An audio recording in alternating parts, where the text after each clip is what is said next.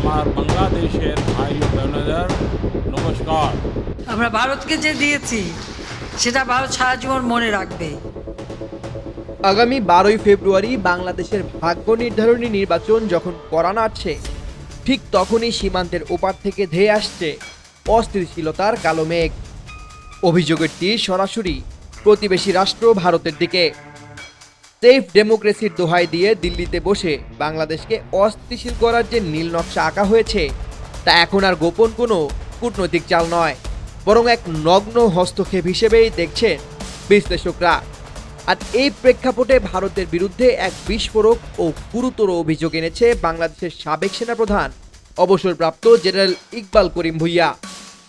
গত 23 জানুয়ারি দিল্লির বুকে যা ঘটল, তা স্বাধীন বাংলাদেশের সার্বভৌমত্বের প্রতি এক চপেট আঘাত।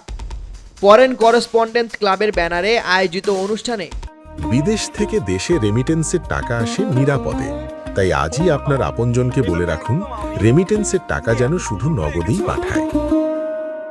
গণহত্যাকাণ্ডে মৃত্যুদণ্ডপ্রাপ্ত পলাতক আসামি শেখ হাসিনার উস্কানিমূলক অডিও বার্তা প্রচার করা হয়।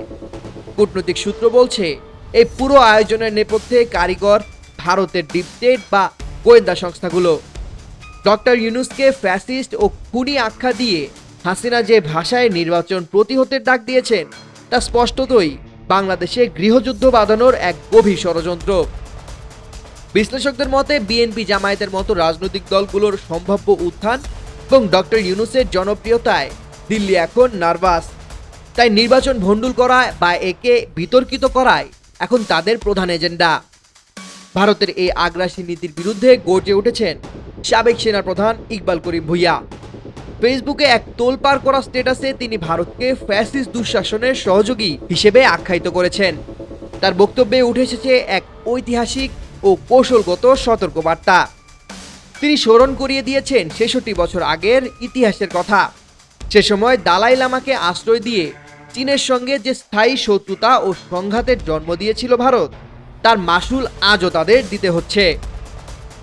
জেনারেল ভূঁইয়ার মতে শেখ হাসিনাকে আশ্রয় ও প্রশ্রয় দিয়ে ভারত সেই একই ভুলের পুনরাবৃত্তি করছে।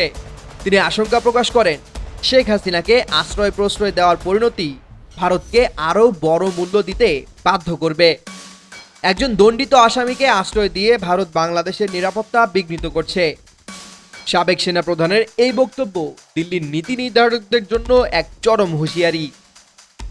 দিল্লির এই অপতৎপরতার বিরুদ্ধে বাংলাদেশ সরকারও কঠোর অবস্থান নিয়েছে। পররাষ্ট্র মন্ত্রণালয় দিল্লির প্রেস নোট প্রত্যাখ্যান করেছে এবং কড়া প্রতিবাদ জানিয়েছে। তবে সাবেক সেনাপ্রধানের বক্তব্য স্পষ্ট, এটি কেবল কূটনৈতিক শিষ্টাচারের লঙ্ঘন নয়, এটি আমাদের সার্বভৌমত্বের উপর বিজেপি শাসিত ভারতের নগ্ন হস্তক্ষেপ। নির্বাচন ভণ্ডুল করে বাংলাদেশে অরাজকতা তৈরির যে খেলায় মেতেছে দিল্লি, তা বুমেরাং হতে বাধ্য। বাংলাদেশের মানুষ যে এই অন্যায় আচরণের বিরুদ্ধে রুখে দাঁড়াবে, জেনারেল ভূঁইয়ার বক্তব্যে সেই সংকেত স্পষ্ট। Desk report, 21 television.